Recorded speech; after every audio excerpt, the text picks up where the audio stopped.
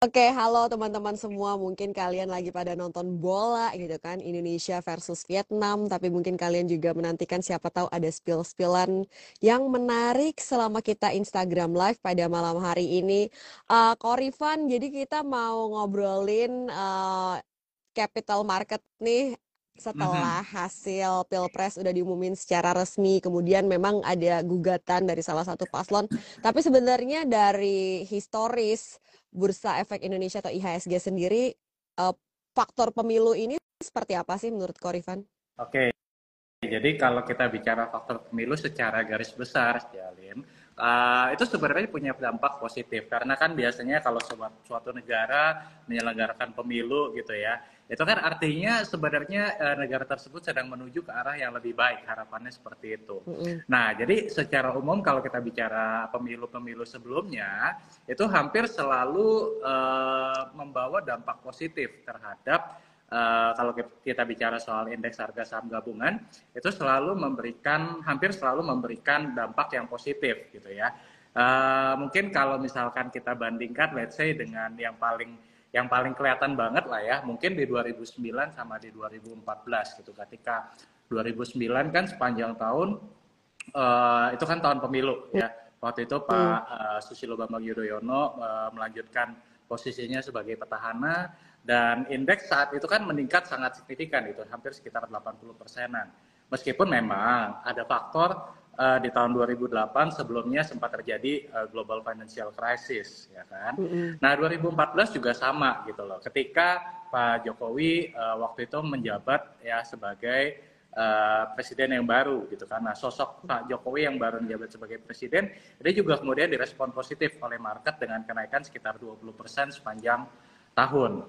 Nah, memang faktor pemilu ini tidak sepenuhnya tercermin tahun 2019 ya, Lin. Ketika Mm-mm. Pak Jokowi menjabat sebagai presiden untuk kedua kalinya, tapi itu ada faktor lain ya. Di saat itu tahun 2019 itu ya di mana sempat terjadi apa ya, mungkin bisa dibilang seperti perlambatan ekonomi lah di Mm. sejumlah negara dan membawa kekhawatiran terhadap equity market gitu. Nah, kalau 2024 menurut saya secara garis besar pemilu ini harusnya akan memiliki dampak positif gitu. Cuma pemilu ini bukan jadi satu-satunya faktor ya, tapi ada faktor-faktor lainnya nih, Jalin. Nanti mungkin kita bisa bahas di pertanyaan selanjutnya. Oke, sebelum ke pertanyaan selanjutnya terkait dengan faktor-faktor yang mempengaruhi pasar saham 2024, mau minta pendapat dulu nih dari Korifan, karena kan lagi banyak nih konten kreator juga bikin konten soal full call auction kayak gitu. Sekarang kan lagi masuk yang eh, apa ya, tahap duanya. Jadi beberapa saham yang mungkin di benak kita nih sebenarnya saham cukup bagus gitu, tapi kena juga ikut nggak ada bid over ya gitu. Mhm. Kalau menurut Ko Rifan, ini apakah memang mempengaruhi likuiditas atau akan bisa mencapai apa yang diharapkan oleh otoritas misalnya perlindungan investor atau gimana nih melihat reaksi dari pelaku pasar? Oke, jadi kalau kita bicara soal full call auction ini, kalau menurut saya ini seperti pedang bermata dua sebenarnya, Jalin. Mm-mm. Di satu sisi memang mungkin niat dari bursa sebagai regulator ini saya lihat memang untuk melindungi kepentingan investor, ya kan. Tapi di sisi lain memang ada risiko untuk mengurangi likuiditas. Nah, ini kan memang masih terlalu dini ya untuk menilai Iya. apakah akan mempengaruhi likuiditas atau tidak. Karena di tahap kedua ini kan baru berjalan 2 hari ya, kemarin dan hari ini. Mm-mm. Nah, menariknya kalau misalkan dilihat dari data statistik yang ditampilkan oleh Bursa Efek Indonesia, ya kayak hari ini aja kalau saya lihat untuk volume perdagangan itu mencapai 11,75 triliun, malah lebih besar atau lebih tinggi dibandingkan dengan beberapa hari sebelumnya, gitu kan. Nah, jadi tadi saya bilang ada dua sisi. Satu sisi memang ada sisi positifnya. Sisi positifnya adalah ini seperti memberikan perlindungan kepada investor gitu ya untuk apa ya, untuk supaya lebih berhati-hatilah dalam memilih saham seperti itu. Ya, cuman yang sisi negatifnya ini bisa jadi akan mengurangi likuiditas. Nah, tapi ini mungkin saya disclaim dulu nih, Yalin. Mm-mm. Kebetulan tadi kan saya juga lihat ya saham-saham pegangan saya ada nggak nih yang kena full call action gitu kan. Dan untungnya sih tidak ada gitu. Jadi Mm-mm. so far masih aman gitu kalau untuk saya pribadi. Cuman Mm-mm. dari sekitar 220-an saham yang apa ya yang kena full call auction ini, kalau saya lihat memang ada beberapa saham yang sebenarnya memiliki fundamental yang cukup baik. Ya, memang kalau kita bicara soal mayoritas, saya bisa katakan bahwa emiten-emiten yang kena full call action ini kan adalah emiten-emiten yang kena notasi khusus X gitu kan ya. Iya. Dimana X ini kan artinya emiten-emiten ini sedang dalam pantauan khusus. Ya kan, pantauan khusus ini apa? Ya banyak faktor lah ya teman-teman ya. Ada yang misalkan karena ada permasalahan dengan laporan keuangan lah, ada yang masalah tidak sesuai dengan regulasi bursa segala macam. Jadi ada banyak faktor gitu kan. Ada juga yang misalkan ekuitas negatif dan lain sebagainya. Nah, jadi memang kalau saya perhatikan mayoritas atau majority ini memang perusahaan yang memiliki fundamental yang kurang baik, ya kan. Akan tetapi ada beberapa mungkin kalau kita lihat misalkan kayak Ades atau Toto itu sebenarnya memiliki fundamental yang cukup baik tapi kena juga gitu kan. Nah, jadi kalau menurut saya gimana pandangan saya sendiri sebenarnya lebih menyukai kalau misalkan ya dikembalikan seperti biasa lah gitu. Karena kan namanya juga bursa gitu ya. Kita kan ini pasar gitu loh. Pasar yang dimana dipertemukan penjual dan pembeli dan harus ada transparansi harga. Nah, kalau misalkan dengan adanya full call action ini yang dikhawatirkan adalah efek psikologisnya sebenarnya Jalin. Gitu bahwa kita ini terutama investor Indonesia ya, belum terbiasa dengan kebijakan full call action ini dan saya ngelihat sosialisasi yang dilakukan itu masih kurang. Karena buktinya kenapa? Buktinya banyak sekali investor yang kaget gitu loh dengan dengan kebijakan ini. Bahkan ada juga banyak yang belum ngerti, banyak juga yang bingung. Malah jokesnya ada juga yang bilang ini lagi error ya bursa gitu kan. Kok ada saham yang nggak ada bid and offernya gitu kan. Jadi itu artinya informasi itu belum nyampe ke investor gitu. Jadi menurut kalau saya pribadi sih sebagai investor saya lebih menyukai kalau sebenarnya dikembalikan seperti awal gitu karena ya biarkan transparan gitu. Nah itu sih kalau sudut pandang saya. Tapi pertanyaan dari Cialin tadi apakah ini akan mempengaruhi likuiditas perdagangan? Balik lagi mungkin dua sisi Cialin. Satu sisi bisa jadi iya karena ini bisa mempengaruhi psikologis investor gitu ya.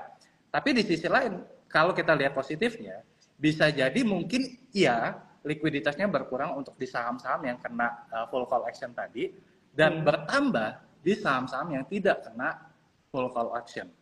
Nah, gitu. Jadi nanti kita lihat nih ke depannya akan lebih banyak ke arah mana. Nah, kalau pendapat saya seperti itu, Yalin. Masih perlu kita pantau lagi ya efek dari kebijakan ini apakah betul seperti yang dikhawatirkan oleh para pelaku pasar akan mempengaruhi likuiditas di market seperti itu. Nah, tadi kita sampai pada perbincangan bahwa untuk tahun 2024 itu nggak cuma soal pemilu aja yang akan mempengaruhi, tapi juga faktor-faktor lain. Mungkin kita bisa bahas satu persatu, mungkin dari sentimen kebijakan moneter dulu kali ya, Korifan. Sekarang kan banyak yang excited ya untuk di instrumen-instrumen kayak saham ataupun juga instrumen lain yang berisiko tinggi karena The Fed sendiri udah bilang bakalan ada 3 kali rate cut atau pemotongan suku bunga acuan di US itu sometime this year kayak gitu. Betul. Jadi memang selain pemilu, kalau menurut saya pribadi nih sentimen yang lebih mempengaruhi di tahun ini itu adalah The Fed. Ya karena gini Jalil, teman-teman investor perlu paham nih. Tadi saya cerita tahun 2014 ya, kalau kita tarik ke belakang, tadi saya katakan bahwa di tahun tersebut indeks harga saham gabungan naik 20%. Nah, selain faktor pemilu, ada juga faktor kedua yaitu spread gap. Spread gap itu apa? Disparitas atau perbedaan suku bunga ya antara Bank Indonesia dengan suku bunga The Fed. Nah, at the time 2014 ya suku bunga Bank Indonesia itu kalau saya nggak salah ingat itu ada di kisaran sekitar 7,25% sampai 7,5%. Sementara suku bunga The Fed itu ada di kisaran 0,25%. Artinya apa? Artinya ada perbedaan sekitar 7%-an antara suku bunga Bank Indonesia dengan suku bunga The Fed, di mana suku bunga Bank Indonesia 7% lebih tinggi dibandingkan dengan suku bunga The Fed. Ya kan? Artinya apa? Artinya ketika terjadi pemilu ya kan dan memunculkan optimisme, maka kucuran dana baik dari domestik maupun juga asing ya ini akan berlangsung deras seperti itu. Nah, di tahun 2024 ini seperti apa? Sejauh ini pemilu berjalan lancar, meskipun tadi disebutkan sedang ada gugatan dari salah satu paslon ke MK, ya kan? Nah, meskipun di sisi lain juga paslon nomor 2 ini sepertinya juga tidak tinggal diam, ya, tetap menyiapkan pengacara terbaiknya gitu ya, untuk mempertahankan hasil seperti itu. Nah, tapi kalau kita bicara faktor kedua, disparitas atau spread gap antara suku bunga BI dengan suku bunga The Fed ini sangat-sangat tipis, ya kan? Di mana suku bunga The Fed saat ini ada di kisaran sekitar 5,5% dan suku bunga Bank Indonesia ini ada di kisaran 6%. Artinya apa? Artinya hanya terpaut 0,5%. Nah, jadi dengan status atau credit rating Indonesia yang masih di bawah US, kita katakan seperti itu, ini belum cukup menggoda nih, ya belum cukup menggoda untuk investor asing untuk masuk ke pasar modal Indonesia, gitu kan. Meskipun secara data year to date tercatat netbuy yang kalau saya nggak salah ingat sekitar 15,7 triliun rupiah, bukan jumlah yang kecil juga gitu. Nah, tapi ada satu faktor yang tadi kita bahas yaitu momentum kapan The Fed ini akan mulai menurunkan suku bunga. Jika The Fed mulai menurunkan suku bunga, ini seperti memberikan signal gitu ya ke mungkin kita bisa bilang ke seluruh dunia lah bahwa sejumlah bank sentral di seluruh Indonesia, di seluruh dunia termasuk Indonesia, ini juga akan mengikuti untuk menurunkan tingkat suku bunga. Ya, nah jadi kalau misalkan per kita podcast hari ini kan sepertinya akan mulai terjadi di bulan Juni. Ini update terakhir nih, ya kan tadinya kan di bulan Maret, tapi kemudian habis itu mundur ke bulan Juni, ya kan. Nah, kalau misalkan memang benar di bulan Juni, ya dan diperkirakan akan rate cut sekitar 3 kali, ya maka ini bisa menjadi sebuah momentum menurut saya, Jalen. Ya, supaya apa? Supaya aliran dana masuk lagi ke Indonesia dan yang paling penting, ini yang paling penting, meningkatkan lagi likuiditasnya, Jalen. Nah, likuiditas inilah yang menurut saya tuh seperti hilang dalam kurun waktu beberapa bulan terakhir ini. Gitu, di mana kalau misalkan kita ingat let's say di kuartal 3 2023 yang lalu itu masih di kisaran sekitar 14-15 triliun per day. Nah, per kita podcast ya itu ada di angka sekitar 10 sampai 11 triliun rupiah per day. Nah, once likuiditas ini kembali ya maka for sure ya indeks harga saham gabungan akan meningkat kembali dan lebih merata. Nah, itu poin saya. Baik, memanfaatkan momentum ini apa nih Ko Rifan yang perlu kita perhatiin? Mungkin ada sektor-sektor tertentu atau ada saham-saham tertentu yang saat ini menarik untuk kita cermati. Oke, kalau kita bicara di kondisi yang uncertainty-nya cukup tinggi, sebenarnya pilihan yang aman itu sudah pasti adalah perbankan, Jalin. Dimana kita tahu sekarang nih bank-bank KBMI 4, ya BRI, BNI, Bank BCA, Bank Mandiri, ini kan lagi berada di posisi all time high-nya dan lagi momentum bagi-bagi dividen, ya kan? Nah, jadi memang tidak heran kalau misalkan para investor ini meliriknya adalah ke bank-bank KBMI 4 ini. Nah, cuma kita kan juga harus melihat peluang lainnya, ya kan, di saat harga saham lagi tinggi-tingginya, kalau saya pribadi ya tidak terlalu menyarankan seperti itu. Nah, kita perlu mencari opportunity lain. Nah, opportunity lainnya ada di mana? Nah ini tapi kita perlu disclaim dulu ya, Jalin ya, bahwa Betul. apa namanya ini tetap apa namanya bukan rekomendasi investasi ya, tapi ini opini pribadi dan keputusan investasi tetap di tangan masing-masing. Do your own research gitu ya. Nah tapi kalau saya melihatnya opportunity itu ada di Bank KBMI 3. Hmm. Nah ada beberapa bank-bank KBMI 3 yang secara valuasi itu masih relatif lebih murah dibandingkan dengan bank-bank KBMI 4. Ya, itu Hmm. yang pertama. Ya, Mm-mm. kemudian bank syariah pun juga nggak kalah menariknya. Ya, jadi potensi dari bank syariah ini juga menarik sekali ya di apa namanya di tahun-tahun ke depan karena potensinya yang besar ya. Indonesia majority adalah negara Muslim, ini Mm-mm. menjadi sebuah market yang huge lah, bisa dikatakan seperti itu. Jadi kalau dari segi perbankan ya masih ada potensi di Bank KBMI 4, kemudian juga Bank Syariah seperti itu. Kemudian kalau kita bicara sektor lain ya, misalkan seperti properti, let's say. Mm-mm. Nah, properti ini sampai dengan saat ini kan masih belum terlalu mendapatkan panggung, ya kan? Tapi kalau misalkan nanti suku bunga mulai diturunkan, ya maka bukan tidak mungkin sektor properti ini akan kembali mendapatkan panggung.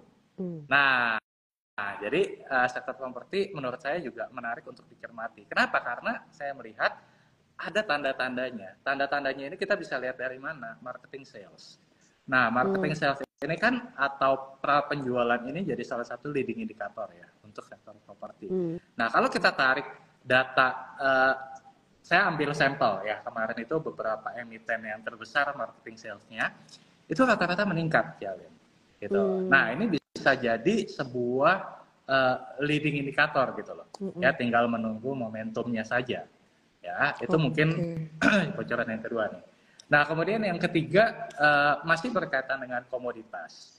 Nah, jadi komoditas apa nih? Komoditas ya, mungkin kalau batu bara saya masih agak netral lah ya, karena Mm. saya rasa momentumnya mungkin bukan di 2024 ini ya. Tapi kalau kita bicara komoditas selain batu bara yang cukup menarik, salah satunya misalkan oil and gas. Nah, Mm. oil and gas ini menjadi pilihan yang kalau menurut saya juga cukup menarik ya. Kenapa?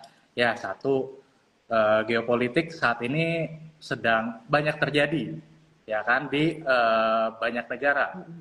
ya kan. Nah, di tengah tensi geopolitik yang memanas, nah ini menjadi sebuah apa ya, sebuah blessed in the disguise lah mungkin Mm-mm. bahasanya ya. Baik. Blessed in disguise untuk saham oil and gas, karena notabene biasanya ketika geopolitik memanas ya harga minyak gitu ya terutama itu juga akan mengalami peningkatan. Mm. Ditambah dengan faktor OPEC dan OPEC Plus yang saat ini tengah memangkas produksi minyak. Nah, itu kemudian itu Mm. mungkin pilihan ketiga. Pilihan terakhir mungkin ya. Mm. Kalau saya melihat masih seputar komoditas, itu misalkan ada di pulp and paper. Nah, pulp and paper ini juga menarik. Kenapa? Karena 2023 kemarin kalau kita bicara soal harga pulp and paper, ini sempat mengalami penurunan.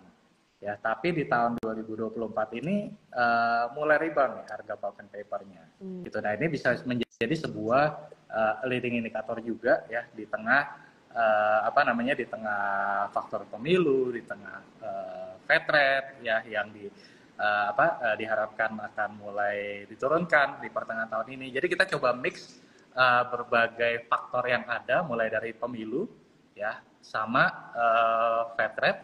Nah, ini ketemunya di mana nih? Ya, kalau saya melihatnya mungkin 4 diantaranya adalah yang tadi kita diskusikan. Wah, menarik.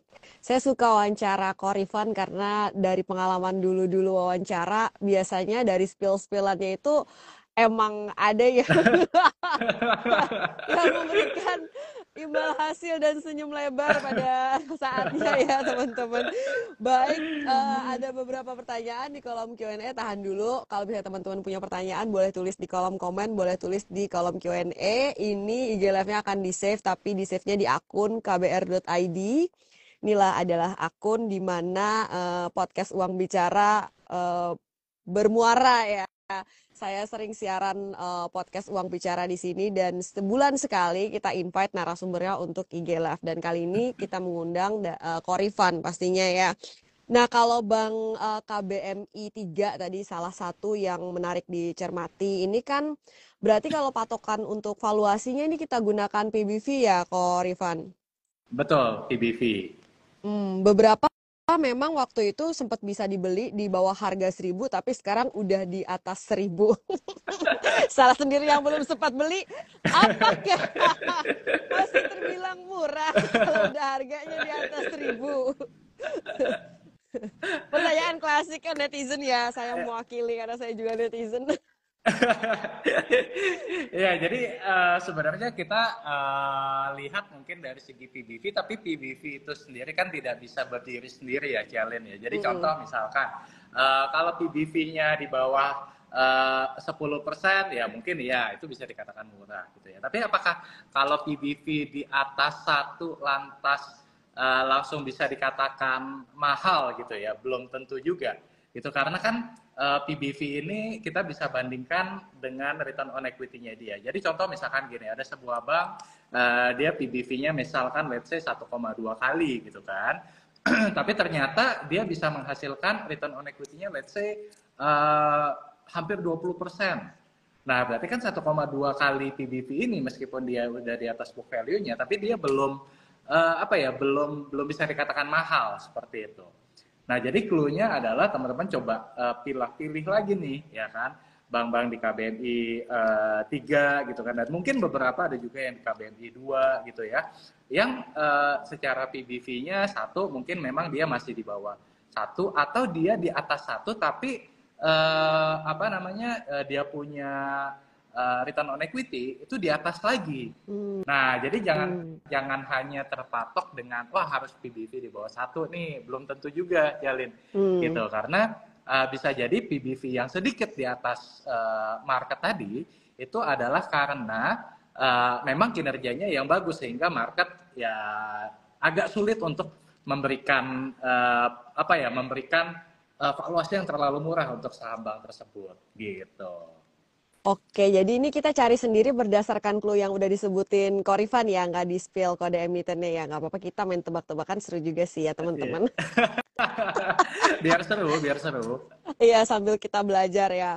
Tadi udah ada yang nanya, mungkin kita akan lanjutin perbankannya setelah pertanyaannya dijawab dulu ya. Nanti yang nanya kasihan kelamaan nunggu. Jadi dia nanya, kalau saham properti apa yang menarik dari Ita Purba? Kalau nggak salah tadi yang nanya. Oke. Residensial atau industrial atau gimana nih? Oke. Kalau saya prefer sekarang ini lebih ke residensial, Oke. ya. Kalau industrial sebenarnya menarik, cuma industrial ini teman-teman harus paham bahwa karakteristiknya ini agak volatile. Jadi bisa jadi emiten yang industrial ini, let's say gini, misalkan di satu kuartal dia bagus, tapi bisa jadi di kuartal berikutnya dia jelek, ya kan? Nah, itu bisa saja memungkinkan terjadi. Kenapa? Karena industrial ini mainnya adalah skala besar. Nah, karena dia mainnya skala besar, maka bisa dikatakan lebih sulit atau lebih challenging. Gitu. Jadi contoh ya, misalkan kalau kita bicara seperti BES atau Demas, kayak contoh paling jelas Demas lah kemarin. Q1, Q2, Q3 itu IPS-nya rendah sekali. Nah, begitu Q4 jeder, ya kan, dia langsung tinggi. Ya, harga sahamnya ngikut lagi. Tapi belum menjamin nanti Q1 tinggi lagi IPS-nya. Ya kan, karena bisa jadi yang diakui sebagai revenue itu belum bisa diakui di kuartal yang bersangkutan. Nah, jadi kalau properti ini teman-teman juga perlu tahu nih bahwa at the time ketika misalkan terjadi deal gitu ya, oke, misalkan ada terjadi transaksi jual beli sekian puluh miliar misalkan atau sekian ratus miliar gitu ya. Nah, itu tidak serta-merta bisa langsung diakui. Ya, diakuinya kapan? Ya bisa 6 bulan berikutnya, bisa 9 bulan berikutnya, bisa 12 bulan berikutnya. Nah, jadi itu yang sedikit bikin lagging seperti itu. Nah, kalau di residensial itu lebih stabil. ya kan? Iya. Tetap ada lagging, tapi tidak se-lagging industrial seperti itu. Mm-mm. Nah, kalau kita bicara soal properti lagi nih, Jalin, kemarin saya sempat melakukan sebuah riset sebenarnya. Nah, ini Mm-mm. saya spill dikit nih buat teman-teman KBR ID. Mm-mm. Jadi, kalau kita bicara soal properti, properti itu ada 3 sebenarnya. Residensial ya, properti yang residensial. Penjualan rumah kecil, penjualan rumah menengah, penjualan rumah besar, gitu ya. Mm. Atau kalau misalkan kita pakai dalam rupiah, gitu ya.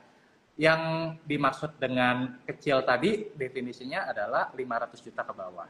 Yang menengah itu definisinya adalah 500 juta sampai 1M.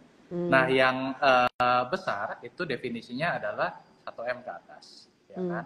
Nah, kemarin saya melakukan penelitian dari beberapa sumber, Jalin. Iya. Kalau kita bicara soal apa namanya rumah yang kecil, ya, itu belum tumbuh.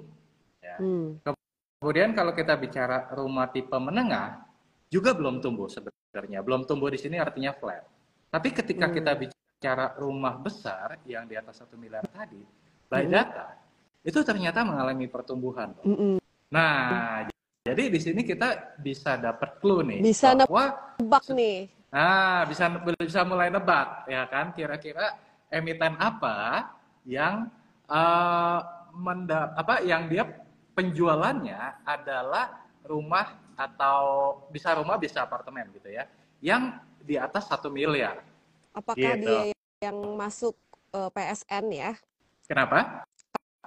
Apakah ini perusahaannya yang masuk dapat itu Oh, proyek strategis yes. nasional PSN salah Ya, satunya? salah satunya iya, salah satunya Ya, iya. yang bukan di Salah, pulau kan ya berarti ya. ya, betul. Udah semakin menjurus. Itu clue-nya udah jelas banget tuh Udah harusnya tuh. jelas banget ya Mbak Ita Purba ya. Semoga mendapatkan kode-kodenya, clue-nya ya dari Korifan.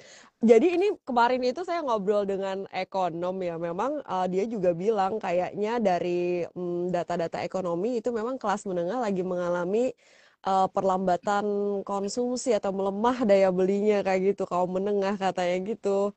Nah, sekalian nih sebelum nanya soal sektor-sektor dan saham-saham yang menarik lagi, seberapa berpengaruh sih kalau menurut Ko Rifan sebagai seorang investor yang melihat perekonomian, kita tahu kalau untuk skema PPH yang terbaru ini untuk mereka yang gajinya gross itu kan terasa ya take home pay-nya berkurang.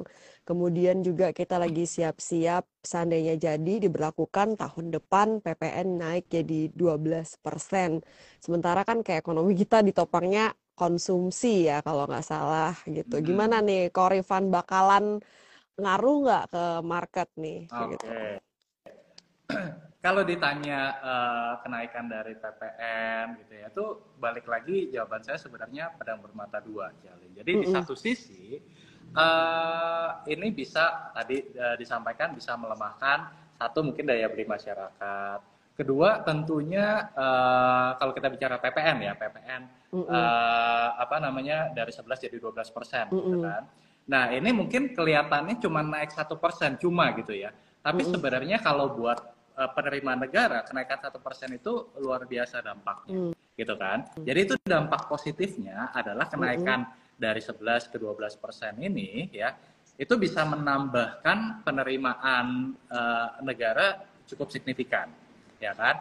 Nah, penerimaan negara yang cukup signifikan ini, ya, tentunya diharapkan juga bisa mendongkrak pertumbuhan ekonomi. Tapi kalau kita lihat dari sisi sebaliknya, ya Lin, ya kan ini juga ada dampak negatifnya, ya kan? Mm-mm. Buat perusahaan bisa jadi ini adalah beban tambahan dia, ya Mm-mm. kan? Jadi artinya yang tadi dia bayar PPN 11% jadi 12% kalau dia tidak pass on ke konsumen gitu ya. Mm-mm. Tapi pun kalau dia pass on ke konsumen ini akan jadi tambahan biaya buat si konsumennya, gitu Mm-mm. kan? Nah, ini akan melemahkan juga daya beli masyarakat. Nah, Mm. jadi pertanyaannya adalah mana faktor yang lebih kuat, ya kan? Kalau misalkan dengan penerimaan pajak yang lebih besar ini bisa digunakan untuk percepatan ekonomi, ya Mm-mm. sehingga dampak dari kenaikan PPN, PPh tadi itu harapannya adalah tidak terlalu mempengaruhi daya beli masyarakat. Kalau kalau pemanfaatannya benar, gitu kan. Nah, tapi kalau misalkan pemanfaatannya tidak benar atau dampaknya tidak terlalu dirasakan oleh masyarakat, terutama masyarakat menengah, gitu ya, dan mungkin menengah ke bawah. Nah, ini yang dikhawatirkan justru akan menjadi bumerang. Nah, jadi kalau saya dari sudut pandang investor, gitu ya, sebenarnya nggak apa-apa kalau misalkan pemerintah menaikkan PPh, PPN tadi, asalkan catatannya tadi ya pemanfaatannya benar dan tepat sasaran gitu loh.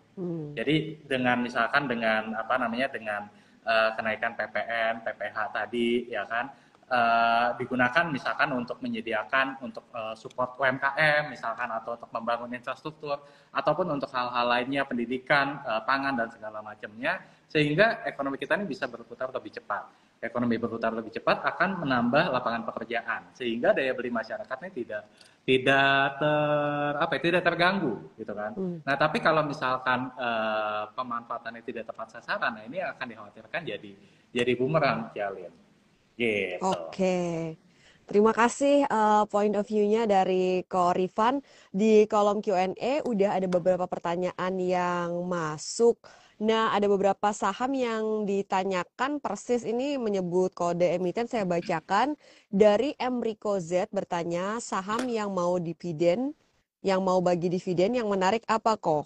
Tapi dia menyebutkan ya di sini kode emitennya BTPS, BTPN, HATM. Kemudian Jeffrey Ardi bertanya, BTPS kok labanya turun terus, apakah ada potensi turnaround?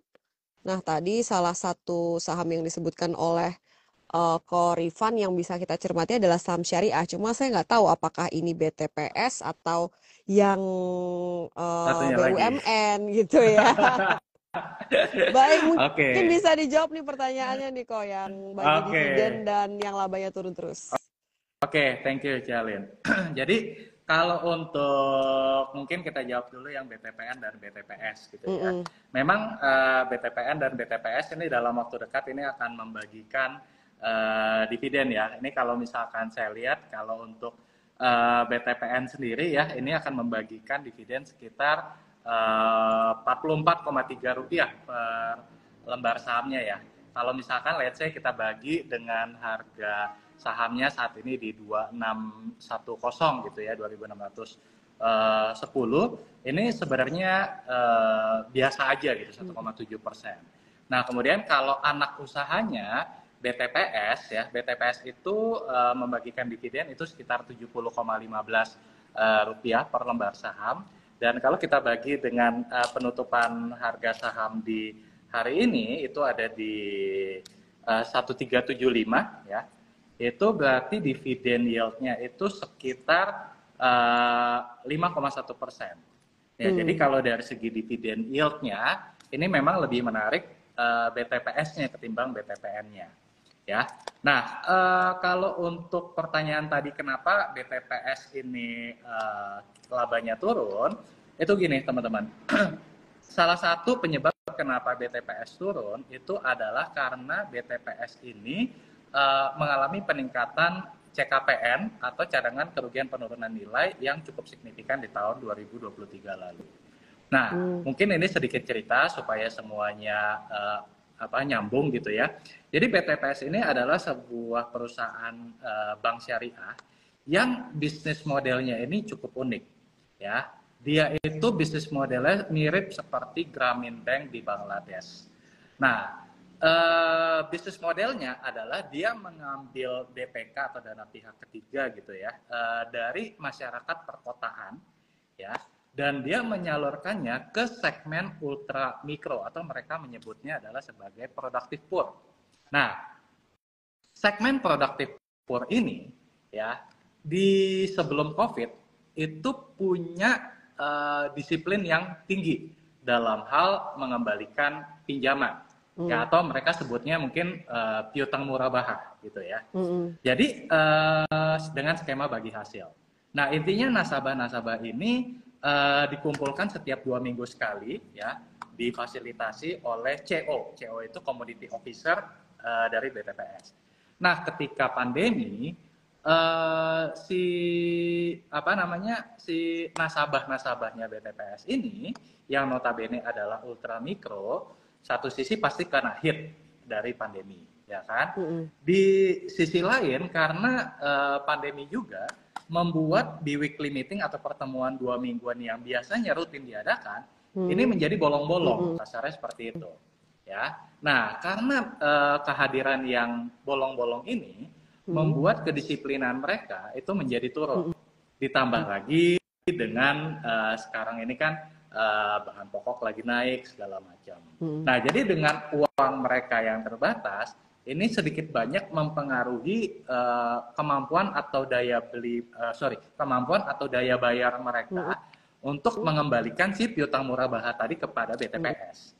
Nah, sehingga dengan demikian BTPS harus ya by regulasi ya by PSAK harus membentuk yang namanya CKPN. Nah, CKPN-nya ini naik dari sekitar 900 miliaran itu menjadi 1,8 sekian triliun di tahun 2023. Jadi naik 2 kali lipat dan membuat laba bersihnya BTPS ini turun dari 1,7 triliun menjadi 1,0 sekian triliun. Jadi turun sekitar 40%-an gitu ya, atau turun 700 miliar gitu ya. Nah, bagaimana di tahun 2024 ini? Apakah ada potensi turnaround? Kalau kita melihat dari data yang sudah rilis di bulan Januari dan Februari 2024 ya, pencadangan CKPN itu mulai turun. Jadi artinya kalau saya ambil patokan bulan Desembernya saja CKPN-nya BTPS itu 250 miliar. Ya, nah di Januari itu mulai turun menjadi 150 miliar dan di bulan Februari turun menjadi 130 miliar. Nah, dari sini kita mulai melihat nih mulai ada tren penurunan dari CKPN-nya. Nah, kebetulan kemarin juga saya sempat hadir di salah satu di RUPS-nya BTPS gitu ya. Nah, jadi sempat ngobrol-ngobrol juga. Intinya mereka ini akan memperbanyak jumlah CO-nya, memperbanyak community officer-nya ya, dan dan mereka ini akan meningkatkan lagi ya disiplin dari para nasabahnya seperti itu. Nah, jadi kalau misalkan inisiatif atau strategi yang dijalankan oleh manajemen dari BTPS ini berhasil gitu ya, jadi harapannya dengan memperbanyak jumlah community officer maka jumlah nasabah yang bisa dihandle menjadi lebih manageable, ya kan? Nah, dengan nasabah yang lebih manageable diharapkan akan meningkatkan lagi kedisiplinan para nasabah untuk melakukan pembayaran seperti itu, ya kan? Nah, jadi kalau misalkan skenario atau strateginya ini berhasil, menurut saya ada potensi untuk BTPS ini bisa turnaround. Nah, mungkin sedikit menambahkan, Jalin, kalau kita bicara soal pencadangan CKPN, apakah ini pertama kalinya terjadi di dunia perbankan? Sebenarnya tidak. Tahun 2016 lalu, kalau kita bicara Bank Permata atau BNLI, itu juga sempat mencadangkan CKPN yang bahkan bukan cuma 2 kali lipat ya, bisa 3 kali atau 4 kali lipat lebih tinggi dibandingkan dengan tahun sebelumnya, ya. Dan yang masih ingat di benak saya, di memori saya itu adalah BBNI. Nah, BBNI ini juga sama gitu loh. Tahun 2020 itu pencadangan CKPN-nya kalau saya nggak salah ingat itu 20 triliun lebih, meningkat 3 kali lipat dibandingkan dengan tahun sebelumnya. Nah, hal itu juga membuat harga saham BBNI waktu itu sempat turun ke di bawah 4 ribuan sebelum stock split ya. Turun 50% lebih daripada harga tertingginya. Tapi apa yang terjadi 2 tahun 3 tahun kemudian ya kita bisa lihat sama-sama sekarang gitu loh. Harga sahamnya sudah kembali meningkat bahkan menyentuh all time high. Gitu. Jadi apakah saya mengatakan bahwa BTPS ini juga pasti akan turnaround? Tidak juga gitu kan. Karena saya juga bukan cenayang gitu ya. Tapi kalau kita lihat skenarionya atau kemungkinannya, ada kemungkinan ya BTPS ini bisa kembali tenggelam gitu, karena they know what to do lah, seperti itu. Masih. Kalau bank ini sebenarnya laporan keuangannya bisa kita lihat setiap bulan berarti ya, Ko Rifan, seperti yang tadi Ko Rifan sampaikan, kita juga bisa ngecek data CKPN-nya berarti ya. Betul, betul. Jadi nggak perlu nunggu sampai kuartalan, artinya sampai Maret gitu ya. Enggak, tapi per bulan itu kita bisa cek tuh, bisa lewat website PDX, bisa lewat website perusahaan masing-masing, itu bisa, teman-teman. Oke. Ini ke Rifan yang juga banyak menjadi pertanyaan teman-teman investor, TLKM ada sentimen apa? Padahal kan labanya naik ya, double digit, 18%-an seperti itu. Kalau nggak salah 24 triliunan ya labanya. Mhm. Tapi harganya turun terus, bener-bener. Misalnya ada yang ngerasa ini kayaknya udah dikasih lumayan murah, ternyata masih koreksi lagi. Nah, apakah worth it untuk dibeli dan dividennya kayak gimana kok? Mungkin bisa kasih uh, insight nih kok, Rifan. Oke, oke. Nah, jadi kalau kita bicara TLKM di 2023, ini kita nggak bisa lepaskan dari TLKM di 2022, Celin. Iya. Jadi sebelum kita bicara kenapa naik, kita bicara dulu kenapa turun di Mm, tahun lalu. Ya mm, kan? Kalau misalkan kita bicara di tahun lalu, ya laba TLKM ini sempat turun. Ya, mm, kenapa? Salah satu faktornya adalah kita tahu bahwa ada faktor apa namanya, investasi di Goto lah ya, tahun mm, 2022 lalu gitu kan. Nah, tahun 2023 ini tahun 2023 ini gimana?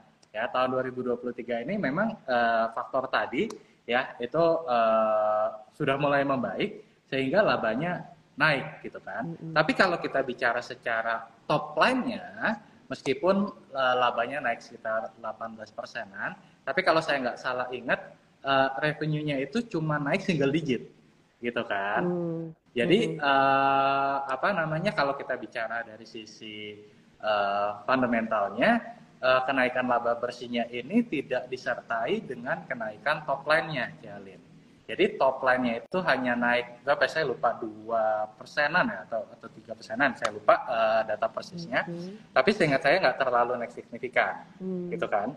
Nah, ini apa namanya, kalau kita bicara dari segi fundamental, ya ini cukup diperhatikan juga oleh investor seperti itu. mm, Dan kemudian kedua, kalau kita bicara soal valuasinya, memang di harga sekarang Telkom apakah dikatakan mahal? Tidak juga, tapi apakah dikatakan murah? Tidak juga. Jadi sebenarnya Telkom ini sedang berada di fair value-nya, mm, gitu.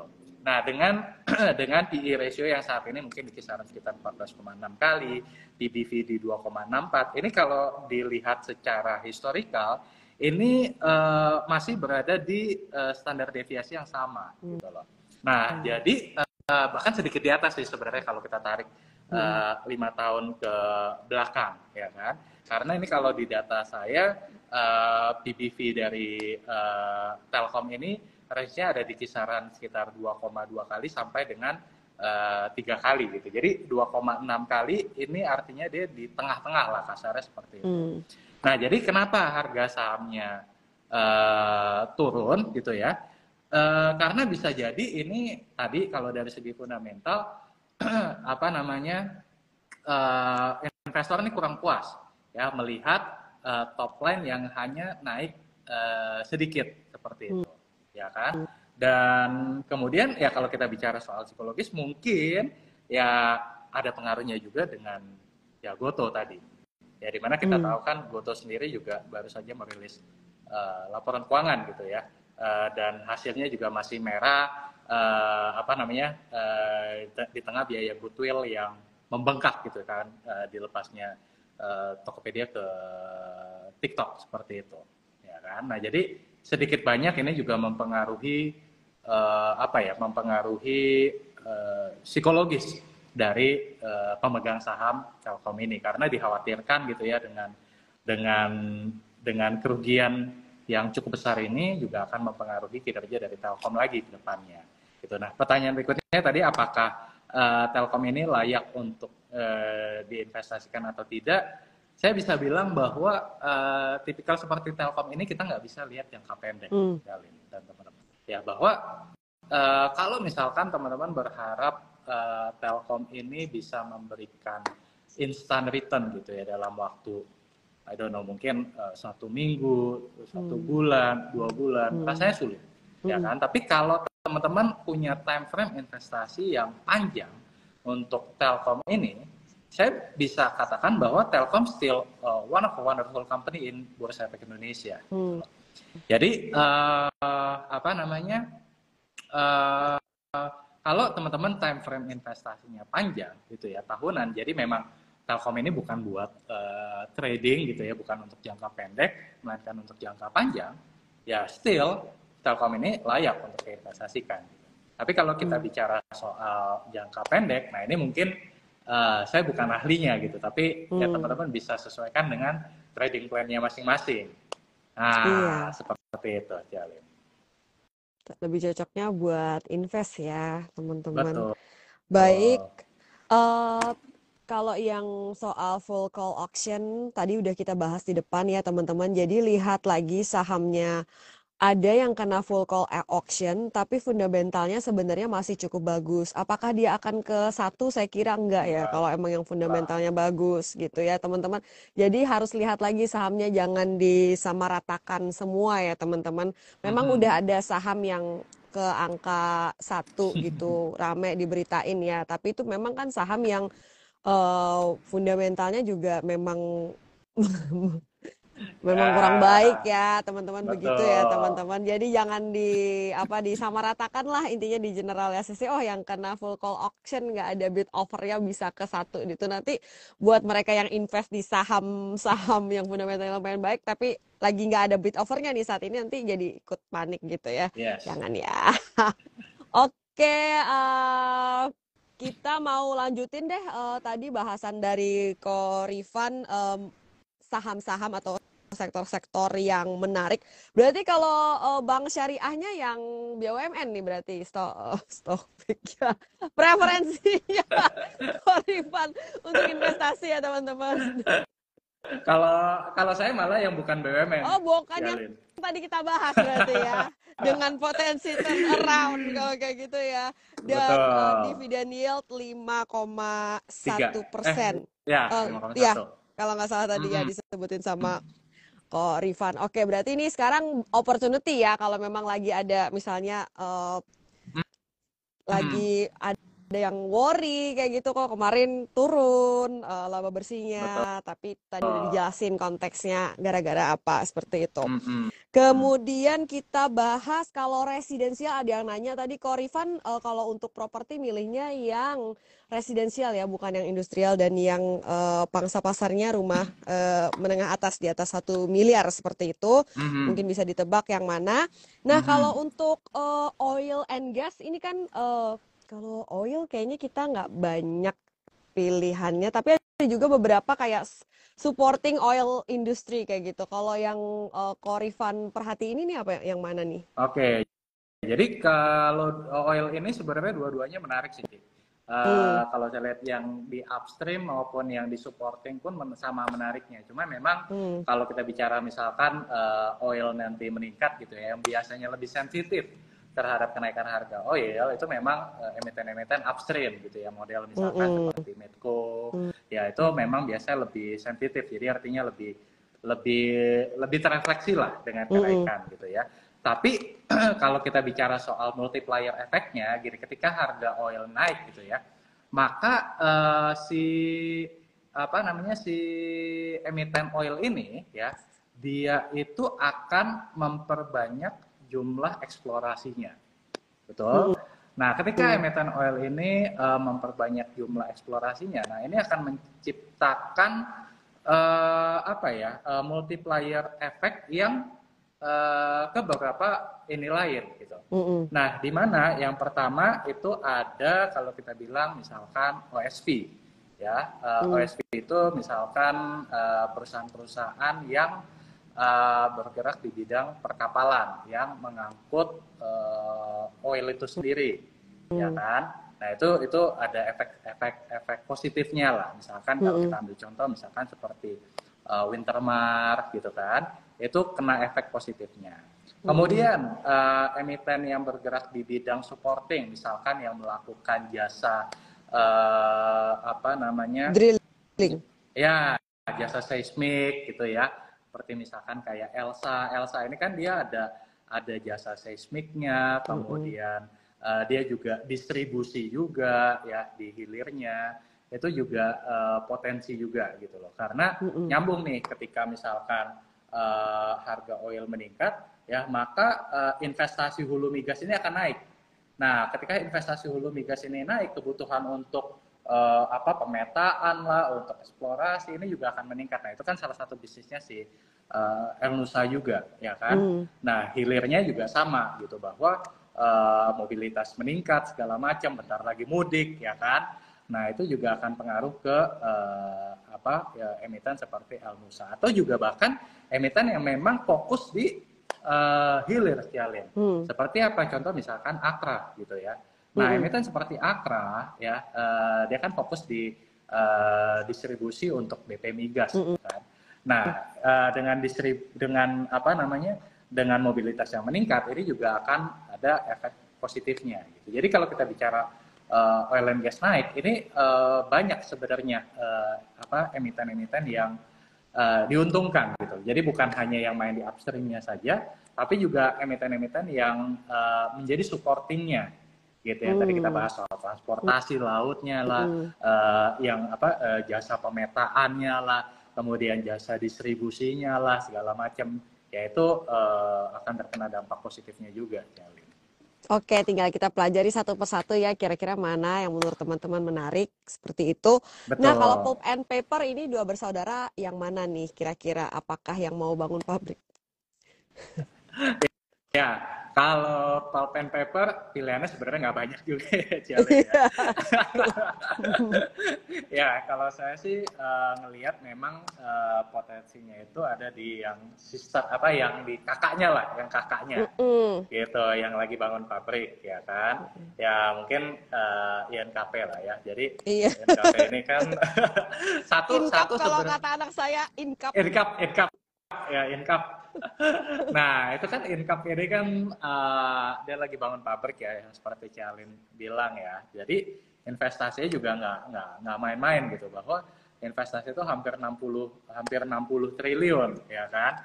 Nah, tapi apa namanya, apakah akan rampung semua di tahun ini? Belum juga teman-teman. Jadi rampungnya itu akan 100% terutilize itu di tahun mungkin 3 tahun ke depan. Tapi yang kita bisa dapatkan informasi dari manajemen adalah di tahun ini saja itu diharapkan akan terutilize sekitar 28% untuk pabrik barunya. Kemudian di tahun 2025, saya lupa angka persisnya, tapi kalau saya nggak salah ingat sekitar 60%-an gitu ya.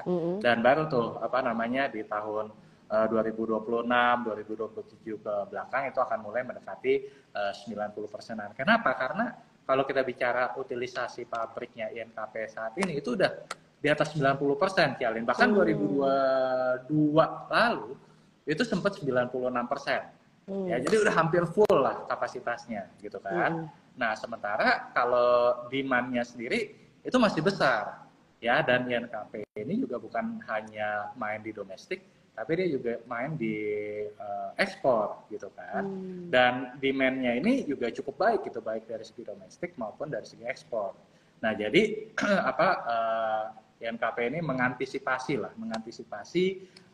demand tadi ya, dengan memperluas pabrik gitu kan, dengan nilai yang fantastis juga, hampir 60 triliun. Jadi ini balik lagi ya, bukan tipikal perusahaan yang bisa kasih keuntungan instan gitu ya, artinya dalam waktu mingguan atau mungkin bulanan ya kan. Tapi ya ini memang tipikal yang mungkin butuh waktu gitu, setahun, 2 tahun, atau mungkin 3 tahun ya, baru akan kelihatan hasil yang optimalnya seperti itu. Baik. Kalau bank digital sendiri, Ko Rifan gimana nih? Atraktif apa enggak sih untuk saat ini? Atau memang beda aja sama value-nya dari atau stylenya Ko Rifan dalam berinvestasi? Kalau bank digital sendiri, to be honest, bukannya antipati ya, tapi memang hitungannya belum masuk aja ya Lin, gitu. Oke. Meskipun harga sahamnya juga belakangan kan sempat naik signifikan, habis itu turun signifikan, habis itu sempat Mm, rebound lagi gitu kan. mm, Tapi kalau menurut saya satu, eh, kalau kita bicara dari segi value ya, it's hard to predict gitu loh. Jadi agak sulit untuk mempredik sebenarnya berapa sih valuasi yang wajar gitu untuk mm, perusahaan ini mm, gitu. Dan kalau saya pribadi memang agak beda nih value-nya. Jadi kalau saya lebih nyaman berinvestasi di perusahaan yang memang saya tahu betul mm, value-nya dia berapa. Kalau misalkan saya pun sulit gitu ya untuk mempredik atau memproyeksi sebenarnya berapa sih valuation-nya dia, dan sulit untuk mempredik apa namanya kinerja kedepannya dia gimana, ya saya lebih baik saya nggak dulu gitu. mm, Nah demikian pula misalkan dengan saham teknologi gitu ya, bukannya antipati juga, tapi mm, memang difficult to predict gitu ya. Jadi kalau saya lebih ke tipikal yang memang ya kalau saya mau masuk ya saya harus tahu dulu saya mm, masuk di harga berapa dan rencana jual di harga berapa. Udah itu aja. Kalau saya nggak tahu saya mau mungkin tahu ya masuknya di harga berapa. Tapi mm, kalau saya nggak tahu sebenarnya fair value-nya dia di berapa dan saya belum punya plan yang jelas akan exit di berapa, saya lebih baik nggak masuk gitu. Karena itu akan balik lagi ke psikologis kita, Jalen. Kalau kita nggak punya conviction yang mm, tinggi di saham tersebut, ya kita akan mudah terombang-ambing gitu dengan fluktuasi harga. Tapi kalau kita tahu fair value-nya dia berapa, mau harga sahamnya turun gimana pun, ya kita tahu ini barang bagus kok, ya kan? Ya udah tinggal sabar aja mm. gitu. Nah, jadi Tetap itu sih yang tenang ya. ngebedain. Betul, tetap tenang. Iya, iya betul betul. Semoga membantu ya teman-teman karena dari pengalaman saya IG Live dengan Korifan ini investment thesisnya itu bisa membantu kita tetap tenang di tengah misalnya market yang masih diwarnai ketidakpastian ya. Karena tadi kita tahu apa yang kita pegang seperti itu. Tapi do your own research ya teman-teman. Kalau Mhm. dari apa yang kita obrolin pada hari ini kita bisa dapat uh, at least 4 eh, sektor yang menarik, tinggal mungkin teman pilih sendiri seperti apa sahamnya yang menurut teman menarik dan ini berbeda-beda sektor. Jadi sebenarnya cukup balance ya kalau misalnya di porto kita ya, Korifan. Yes, betul, betul, Gali. Bankingnya ada, propertinya ada, komoditasnya ada Jadi kayak gitu. main Komoditas oil bola gitu and ya, gas ada dan backnya, juga ada pulp and paper. penyerangnya. Betul. Udah enak nih buat ngatur porto ya teman-teman. Sekali lagi Betul. terima kasih ke Orifan untuk waktunya malam hari ini. Meskipun masih recovery ya. Iya, Kemarin katanya sempat demam.